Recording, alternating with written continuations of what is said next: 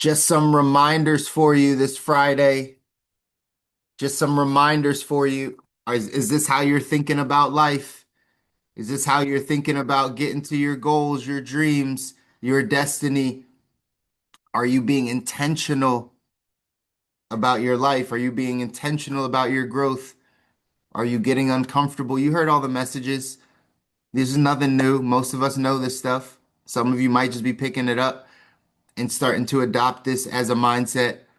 But many of us, you've heard this, you're like, I know, like this is what I need to do. Question is, are we doing it? Are we doing it? Is this how we think about life? Processing our day-to-day life, like as we're moving forward. Because we're trying to get to the life we don't need a break from, right? You're trying to get to designing your ideal life, get to the highest, grandest expression of yourself. So is this how we're operating in order to get there? Hopefully, hopefully, I wrote down a couple things. Your response to the adversity of life determines who you are. Said another way, life is 10% what happens to you, 90% how you respond to it. We all go through the same things to some varying degree. That's the 10%. Life is 10% what happens to you, 90% how you choose to respond to it.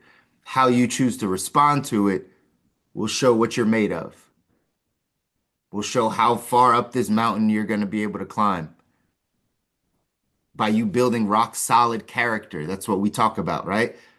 This is a journey of growing and becoming. By you building rock solid character through going through the adversities, you become a different person, more capacity to handle what you're asking for. But your response is what matters. Control what you can control. We know this. Only two things you can control. You heard Tom Brady say it in there.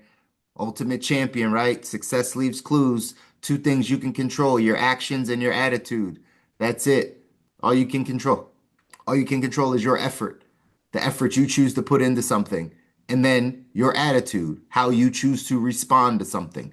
Those are the only control things you can control in your life. You can't control situations, can't control your job, your family, your boss, your money. Like you can't control any of the other things. Your actions, your attitude. What do you choose to do with your 24 hours?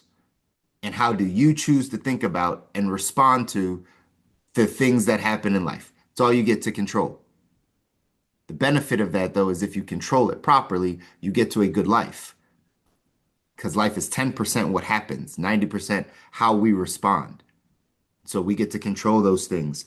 Limit your excuses, right? Those of us that are going off to design our ideal life. Remember, I always give context to this. This talk isn't for everybody.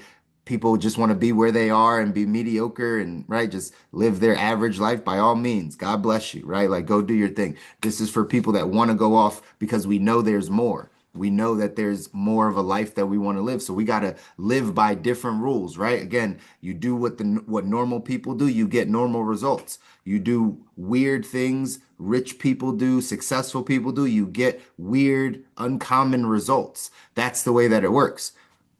So we got to think a little bit differently about our lives, ladies and gentlemen. We can't have excuses. When you hear Mamba mentality in there, you hear Kobe be like, that sounds like excuses, right? Like you need someone in your life to be like, that sounds like an excuse. If you can't do that for yourself, right? You should be able to have that for yourself internally where you know, man, that's just an excuse. I'm just giving myself an excuse. Man, I'm just justifying, man. I'm just rationalizing. Ah, like that's an excuse. Or if you can't do that for yourself yet, you need somebody in your corner to be like, that sounds like an excuse. Nah, you're stronger than that. That just sounds like an excuse. Put that to the side. Let's go this direction.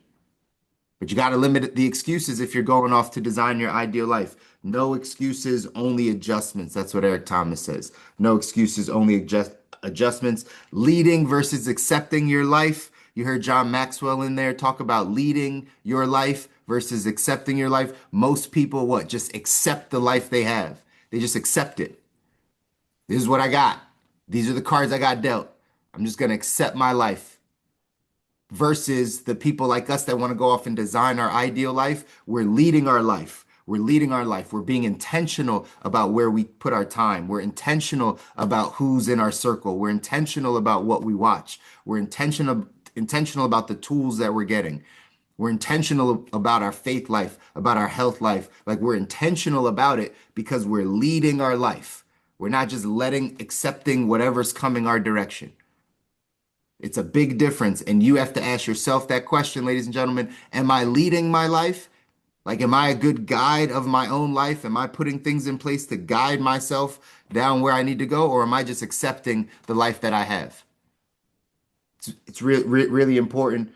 Uh, Being selfish, I wrote down being selfish, learning to sacrifice, going after the life that you want. It's important. Sometimes we confuse those things. We think that being selfish is a bad thing. It's really not. You're just putting your mask on. The only way you're going to be able to save all the people around you that you so desperately want to save, the only way you're going to do that is by you being good. You can't be unhealthy, not being able to, survive on your own, and you think you're going to save somebody else. That's not the way it's going to work. You got to get selfish. You got to pay attention to you. You got to put your mask on first. This is why they say that when you get into the airplane, right? Those of you that I've coached financially, you know I say this all the time financially, but it applies to all the areas of your life. When you're on the plane and they give you the instructions and they say, hey, if we lose cabin pressure and the mask falls from the sky and you're sitting next to your child, what do they tell you to do? They say, put your mask on first before securing your child's mask. They have to tell you that. They have to say it. Why? Because, intuitively, our mind would say, if we're in danger and I'm next to my child, someone that I'm trying to support or help, I'm going to think about them first. That's our natural, logical way we think about things. I'm going to support them first. They literally have to tell you the opposite because they know you can't support them if you're not here. If you pass out while you're trying to put their mask on, if you pass out, your child's not going to be able to put your mask on. You're out of there. In your efforts of being selfless, you hurt everybody in the situation. You put their mask on, but now you're out. Maybe you didn't get their mask on.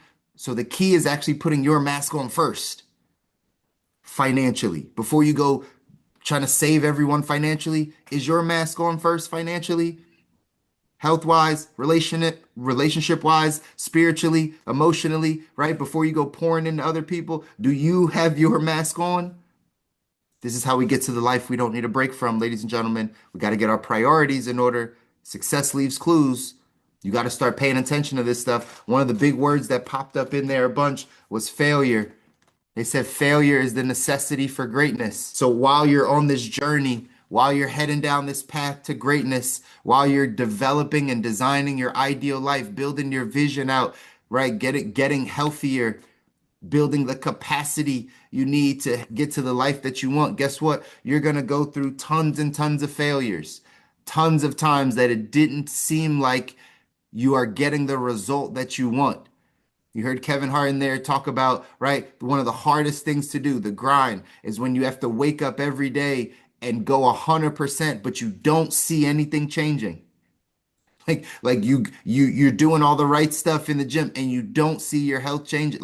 You're doing all the right things financially and you don't see it happening. You're doing all the right things in business. You don't see it happening. That is a process that you have to go through where you have the vision, you can see it in your mind's eye, even if you can't see it actually around you in your environment, that you know so much that it's here, that you're getting there, that it doesn't matter what the bank account says right now because you already know that you make seven figures, like you already see it. And so, through that process of getting to the life that you deserve, the life that you want, the life that you don't need a break from, you're going to have to go through failures. So, remember what I said at the very beginning of this, or one of the things that we keep bringing about. Life is 10% what happens to you, 90% how you respond to it. So, how do you respond to failure? Because everyone has some form of failures in their life. That's the 10%. That's the 10%. Everyone on this call has a story of something or some time that they failed at something. It's life. That's the 10%. We're all going to go through that. The 90% is, well, how do you respond to it? Do now you call yourself a loser? Do now you not try anymore because you're too scared? Does now, right, like Kobe said, right, it's too scary to give your all to anything because we had one or two failures. So now we're like, now I'm not going to try as hard anymore. And that's how we're living life. Is that how we chose to respond to it? Do we choose to respond to it by continuing to get up and keep going and know that we're 3 feet from gold? Like, how did we respond to the failures of our life? That will determine how far you get. That'll determine your success. That'll determine who you become, is how you're viewing the failure, not if you went through failure. Here's what it says in the text, the 177 mental toughness secrets of the world class. It says the great ones are professional failures. It says here in the text, says the majority of the difference between amateurs and pros is a subtle separation. It's a slight difference in thinking that makes a big difference in results. The idea of failure is an example of this. Amateurs tend to believe failure is painful and should be avoided in order to maintain a sense of pride and dignity. In an effort to protect their egos, they attempt only the things they know they can do. Champions see failure as a necessary building block of mega success and treat it as a teacher.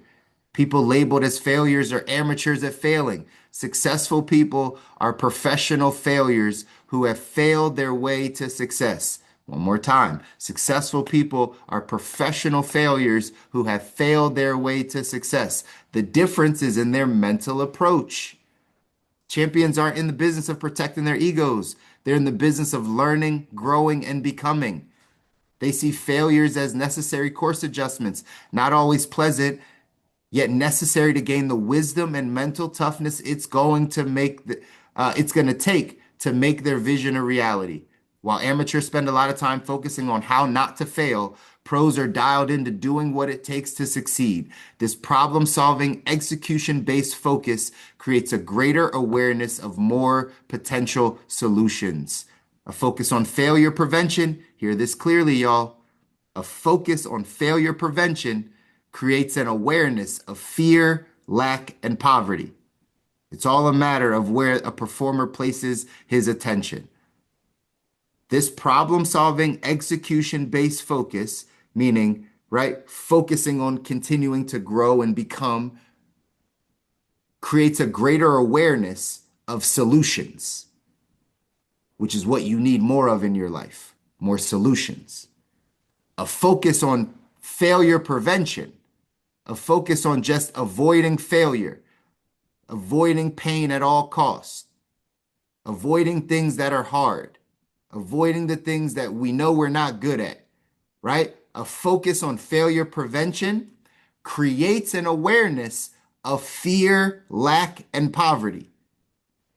What you focus on, you're going to get more of. So if you're focusing on, I gotta not fail, I gotta only do the things that I'm good at, that don't make me look stupid, that don't make me feel inadequate, that don't make me feel insecure, that don't make, right? Like if that's all I'm focused on, guess what you're actually building? You're actually building more of an awareness of things you're scared of things you don't have, and of poverty mindset.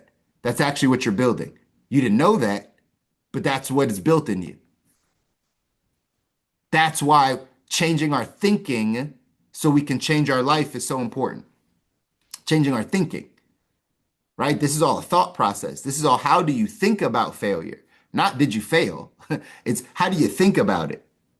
Are you a professional failure? Do you just continue to go? Because it really doesn't, it means you're just learning new ways to do things, learning new ways to not do things, building the capacity creates an awareness of more solutions, right? There's an old saying that says like, right, Thomas Edison, like, I don't know, it was like thousand something times it took him to create the light bulb or whatever. He was like, yeah, this was just 1,000 different times I learned what like not to do so I could learn what to do, right? Like you're learning through the failures, you're learning not just what not to do, you're learning what to do, what to try next, what solutions could be here.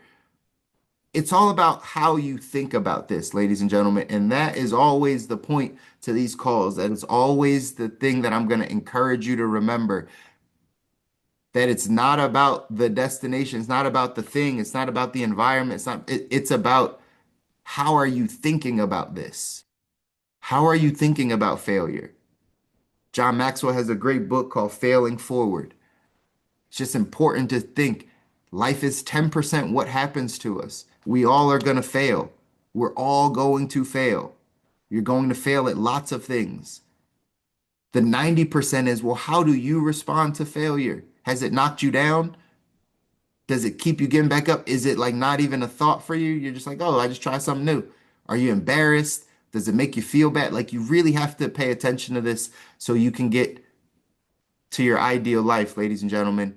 This quote says, "There can be no failure to a man who has not lost his courage, his character, his self-respect, or his self-confidence. He's still a king." Right? If you understand this is an internal game, there's no failure, nothing you're gonna go through that should change who you are as a person. You're growing your own character, you're growing your own courage, your own self-respect. All those things are needed. The action step for today says, ask this critical thinking question today. Have I been playing it safe to avoid failure? Have I been playing it safe to avoid failure? On a scale from 1 to 7, 7 being the highest, how many risks have you taken in an effort to make your vision a reality? Ask yourself that question this Friday. Do something today that scares you. Do something today that pushes you out of your comfort zone. Do something today that you're a little bit uncertain about. That's a little bit of a risk. That's a little bit of a challenge. Like you have to push yourself every single day, ladies and gentlemen, if you want to go off and design your ideal life. If you want to be average and ordinary, again, nothing wrong with you. We're all right, children of God, right? Like so at the end of the day, right? Like by all means, do your thing. And this call is for the people that want to go off and design their ideal life. You know there's more. You want to go build. You want to go get to someplace, see something for your family, see something for yourself. So we just got to do things a little bit differently. I love you guys. I want you to win. You deserve it. Your families deserve it. If nobody tells you, I'll always tell you, like you deserve to win. People are counting on you to get this information and actually apply it. You don't know who's counting on you, but people are counting on you to take this information and go do something with it. Now we just got to do the work, ladies and gentlemen. It's not going to be easy. It's just going to be worth it. It's time to build the capacity you need to handle the life you're asking for. Start this weekend. Do something that challenges you. We'll be back here on Monday. Love you guys. Take care.